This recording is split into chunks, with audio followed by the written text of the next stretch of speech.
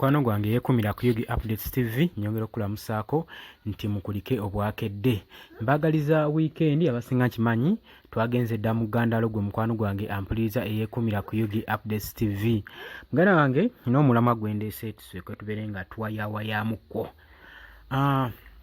Ebijja bitambulira ku media platforms ez'enjawulo muganda waffe ono Joel Ssenyonyi saako ne munne former colleague we Lubowa Sava munnamawulire.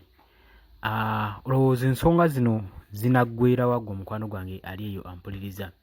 Singa omusango guno gunaagenda mu kkooti gulowooza gunaggwa gutya? Kubanga wakindeese omulamwa guno, ensonga eno ewuniikiriza era yennyamiza nnyo pulezidenti wa National Unity Platform amanyikiddwa nga Robert Kyagulanyi Ssentamu.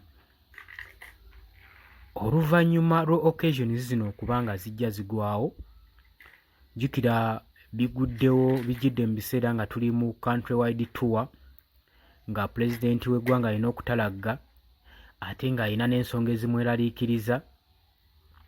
Oba okitegeera ggwe mukwano gwange. Mu ngeri era y'emu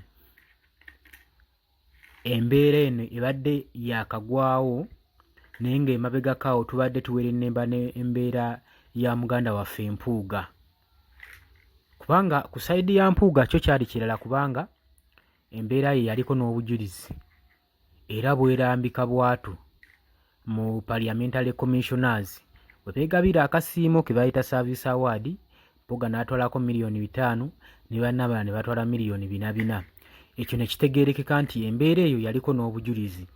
Naye embeera ejja ne spreadinga mu public nga tennaba na kuvaamu na bujulizi, golowooza ekigendererwa kyayo kiba ki? Ekigendererwa kyayo tebatagitinze kusuula kibiina kino. Olowooza tebaagala pulezidenti wa National Unity Platform asigale yekka mu kibiina kino? Golowooza magezi ki omukulembeze wa National Unity Platform ge yandisaze? Oba ki kye yandikoze okulaba ng'embeera eno asobola okuba nga agikkakkanya, ng'akkakkanya amayengo gano agaagala okubbiza National Unity Platform. Gye buvuddeko Mpuuga azze akolokotwa, ng'era ne public abasinga ne bagamba nti nno Mpuuga azzeeyo ssente ze yakola ki? Ze yalya. Embeera eyo yasindiikiriza ne pulezidenti wa National Unity Platform okubanga amuwummuza nga the leader of opposition. Oba okitegeera ggwe mukwano gwange? Kyamuleetera okubanga awummuzibwa n'alonda omubaka omulala amanyiddwa nga Joel Ssenyonyi, omubaka wa Nakawa, era ng'ono ye spokesperson wa National Unity Platform era ye leader of opposition. Naye mabegako omwami ono Joel Ssenyonyi jjukira nti nno yali memba nga yakulira CAA, Civil Aviation Authority, ekitongole ekikola ku Uganda Airlines. Oba nfuna bulungi gwe mukwano gwange ali eyo yeekumira ku Yugi Updates TV.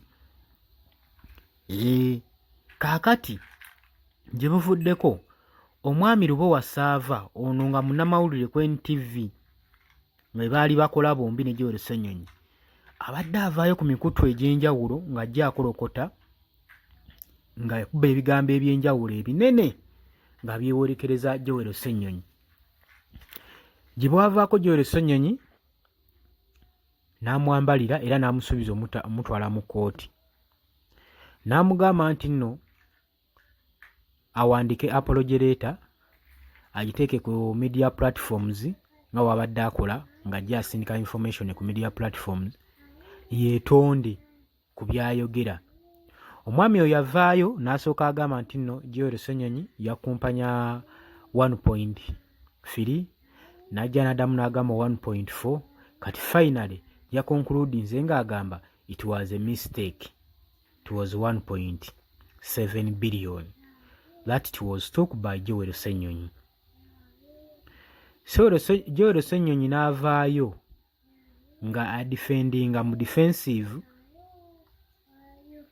yagambye waati n'agamba nti no newankubadde kale omuntu aba yalya vaayo ne figa entuufu oba nga weekakasa nti omuntu alya naye tosobola kugamba society oba community oba public nti yali 1.3 novaayo n'ogamba 1.4 ate it was a mistake 1.7 n'agamba nti no bagezaako okumakinga figa zino zibeere nga zimakinga n'eza Bafo commissioners eza Mpuuga ze yalya zibeere 1.7 n'agamba naye ekyo tekijja kubaawo kubanga nze nkimanyi oba ng'olwanyisa enguzi if you are fighting corruption returns and fight against you byabadde ebigambo bya Joel Ssenyonyi n'agamba era tagenda kulekeraawo he won't stop tagenda kulekeraawo kubanga akyuzinga n'okusonga mu lunwe mu abo abeenyigira mu kulya enguzi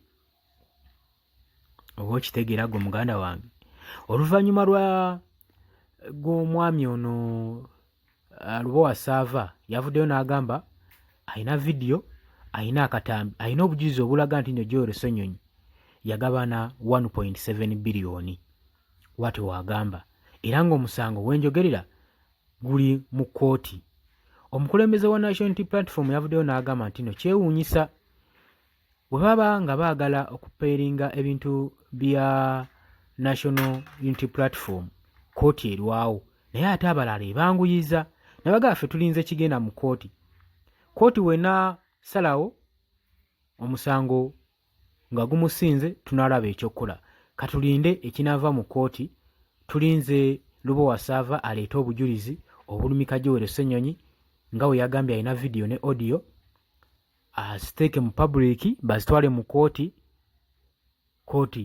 erabe okusalawo kaakati munnange newankubadde ebyo bikyali awo omukulembeze wa National Unity Platform kino kimwennyamizza kubanga amayengo okuva ssaaga eno yatandikira ku Mpuuga ekibiina kizze kifuna conflicts ez'enjawulo kizze kiyuugibwa era kino ssaaga eno eguddewo wakati wa Joel Ssenyonyi ne Sava Lubowa ewadde Mpuuga akaweewero era kati Mpuuga aliisa buti alinga kwegamba alinga akivuddemu kubanga bafunye chapter empya ey'okwekwasa gwe mukwano gwange ali eyampuliriza naye nga jjukira nti noyo Joel Ssenyonyi yeebaakinze neyeedifendinga ng'agamba ebyo byonna bye boogerako yakola dda lipooti mu kkooti yatwala dda omusango mu kkooti eri ekitongole kya civil ekya CAA ekya Civil Aviation Authority ekikulu ya Uganda Airlines nti yawandiikira Speaker Anita Amongo ebbaluwa ng'amugamba ku nsonga nga Speaker Amongo mbwagezaako okukwekereza enguzi eyali mu kitongole kya Uganda Airlines mu bbaluwa eyo agamba nti nno Anita Amongo yamugamba asobole okuba nga agamba mu mbeera eno Anita Amongo yamuwandiikira ebbaluwa nga we nkugambye ng'agezaako omulambika ku nsonga ezitagenda bulungi mu kitongole kya Uganda Airlines. Anita Amongo n'agezaako okuzibinkiriza era n'amugamba mu nsonga zibagenda okukola tatwalayo bannamawulire era bw'atyo n'aggalira bannamawulire ebweru olw'okuba nti Joel Ssenyonyi yagamba nti nno ensonga nga bwe zitali tizigenda mu public za kitongole ya Uganda Airlines kale tekijja kubeera necessary okubanga abajournalist bagendayo naye okuva yakizuula nti nno Anita Amongo yalina enguzi gy'abikkirira mu kitongole ekyo yatwala omusango mu kkooti ne kakati kkooti badde tennamuddamu ye wati we defendinga n'agamba era ebyo byonna bye boogerako bitambulira ku Civil Aviation Authority kitongole ekyo newankubadde ekitongole kino tekinnavaayo kwegaana tekinnavaayo kubasitinga ku nsonga yonna gye bakirumikako newankubadde Joel Ssenyonyi ye wati waatugambye ekitongole kino tekinneegaana tekinnavaayo kujja kukaatiriza ku nsonga wadde n'emu gwe mukwano gwange ali eyo ampuliriza naye gwe ky'oba omanya kino kiresse omukulembeze wa National Unity Platform okuba nga ali mu corridors of confusion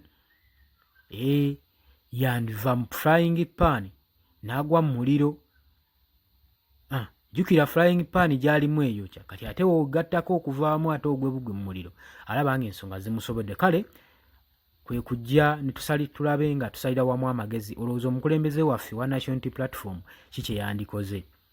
Muganda wange gwe atanaba kubanga osubscribinga kutegeeza nti nogenda mu maaso n'okubanga osubscribinga kweno channel, genda wansi ojja kulaba ekigambo subscribe kikoneko naye teweerabira kona mukadde nagamba akadde kajja kuyambako kuleetera notification message bwe tunaba tuleese information gwe muganda wange yeekumira ku Yugi Updates TV.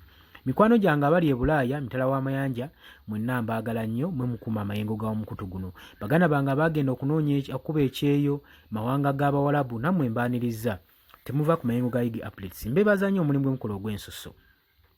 Kambaagalize weekend ennungi, kimanyi kati mugenda mu ggandaalo abamu mufune obudde okubeerako ne famire zammwe naye nga mbategeeza mukubala kyamaanyi nnyo naye kintu ky'oteerabira kwe kusubscribinga gwe muganda wange yeekumira ku Yugi Updates. Mbaagala nnyo temuva ku Yugi Updates TV. Tugenda kuba tukomawo ne information.